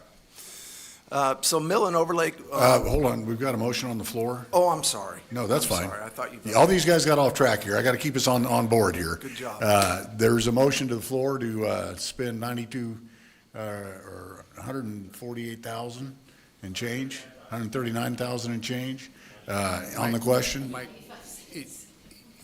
what Matt could tell us about redo the road versus just do PMM That's next. could relate to that motion. That's next. Yeah, I know, but This is the PMM. I know, but maybe we shouldn't do all that PMM, we should resurface some instead. You see what I mean? They interrelate. Well, all right, we'll come back. Let me go ahead and finish the presentation. We can come back. I'm good with that. All right, so mill and overlay. Setting aside That's the what I'm street saying, we sealant. don't. Setting aside the street sealant, now we're talking about mill and overlay. So the roads that we're talking about are in the Kahidi neighborhood. We're on a path, obviously with oil commodity prices, we may be talking about something different, but this time last year, we were gonna try to do Kahidi in a span of about 3 to 4 years. Whether we'll be able to afford to do that, time will tell, but we're staying on program this year.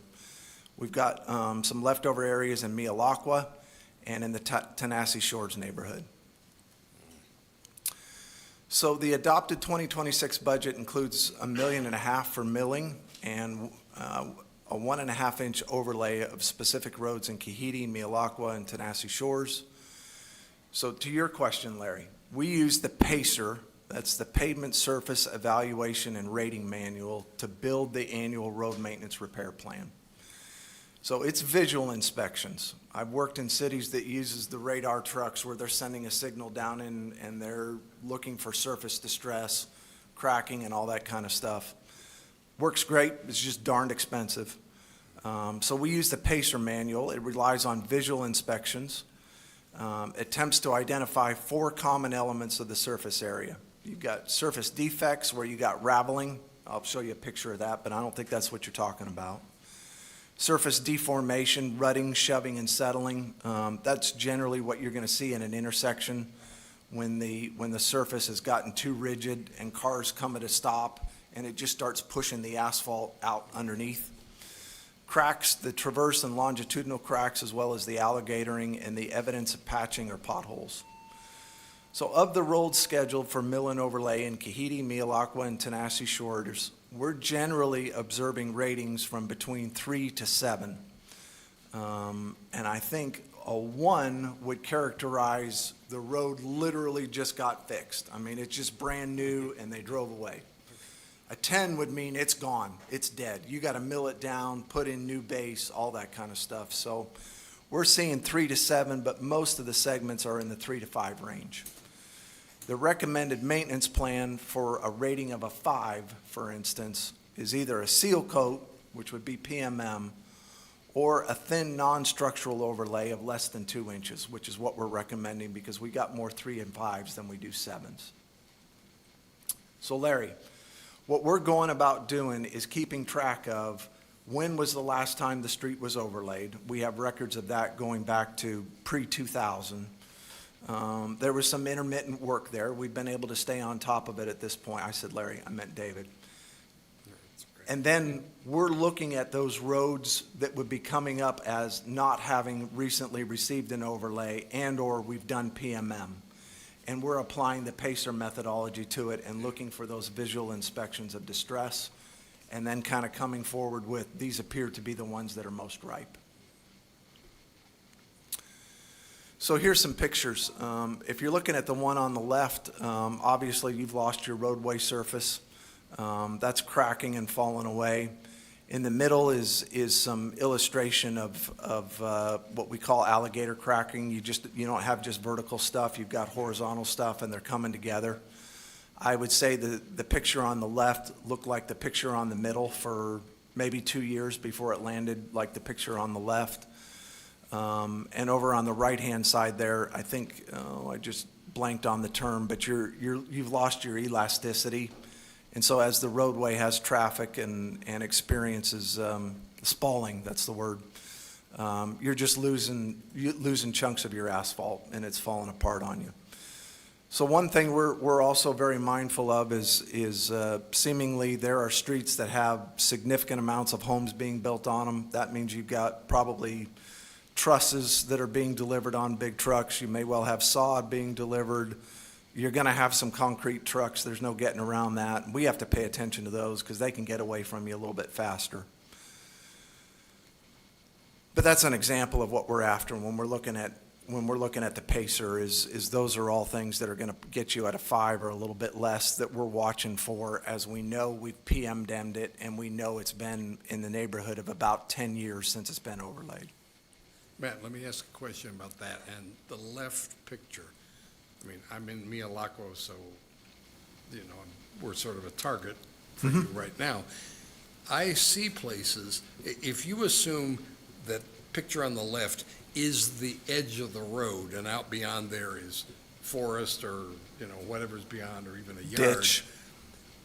I tend to see stuff like that, deformation, if that's the right word, of the edge of the road, especially where construction is going on. I have sort of asked myself, should the contractors be paying us something for that? I don't know if that makes sense or not, but. Effectively, they are. So Okay. part of your permit fee is you're paying a $1,500, call it a road contribution. So effectively, they've prepaid.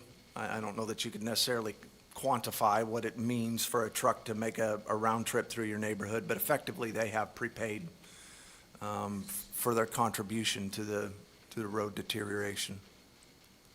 Matt, what I'm describing is nothing that bad. I could take a picture and send it to you, Shoot, okay? I just want to come look at it. Yeah, it's not that big of a deal. It was more of, and I don't think it was that long ago that you paved, or that we had our roads paved. I just see those small cracks. They come in, they fill them before they do this spring, and they always have. It's just, my question was, if you feel that crack and you know it's going to get worse, do you, I think you've answered my question, do you spray? He asked the same thing. When we know we're going to end up putting a new asphalt down. No. You know what I think with what you're describing, we would not add more oil to that crack. If it's causing a depression, we would dig it out, put new asphalt in and patch it before you put the PMM application.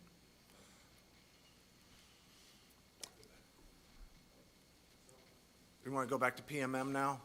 Okay, all right.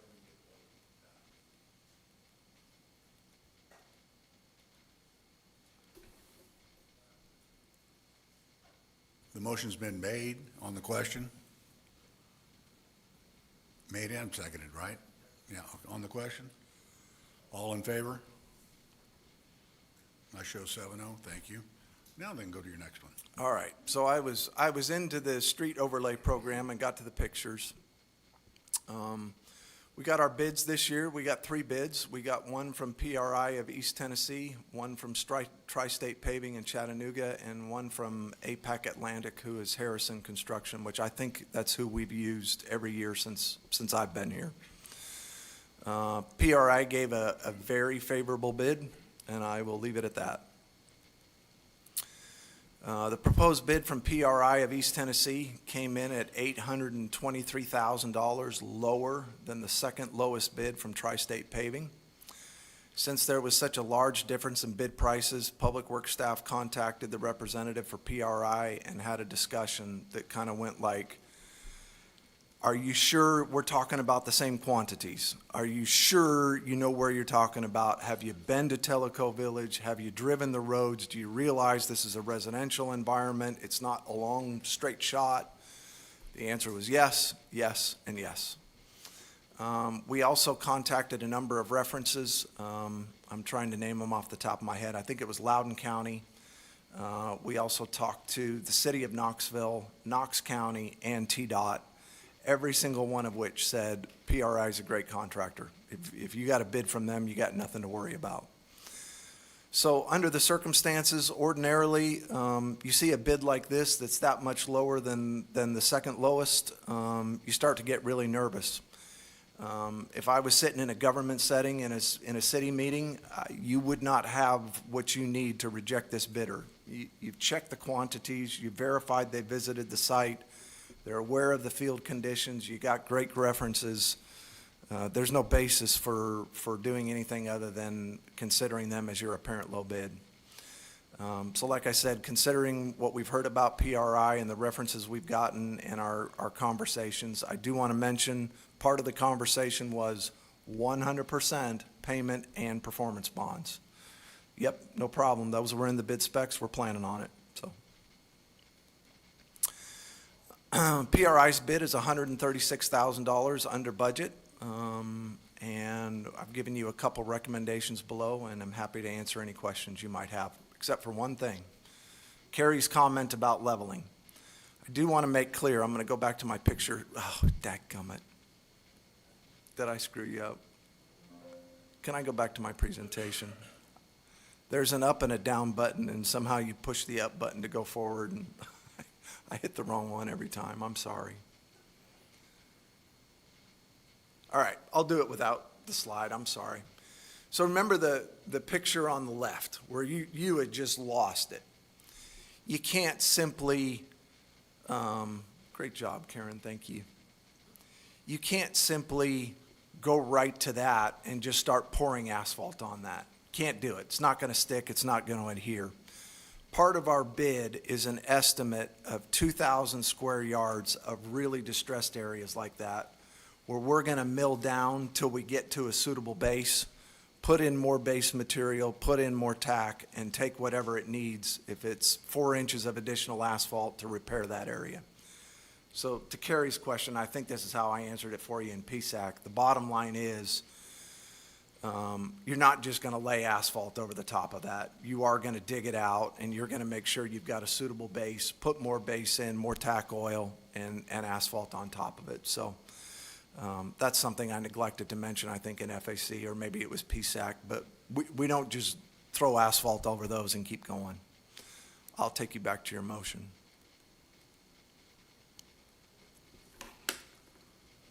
Okay, I'll make the motion to approve an award of 76,000 square yards of mill and overlay to PRI in the amount of $1,359,926. I'll second it. On the question? Hearing none, all in favor? I show the vote is 7-0. Okay, we'll see you next month. Seeing nothing else on the agenda, is there a motion to say adjourned? I move we adjourn. I'll second it. All in favor? Have a nice weekend, ladies and gentlemen.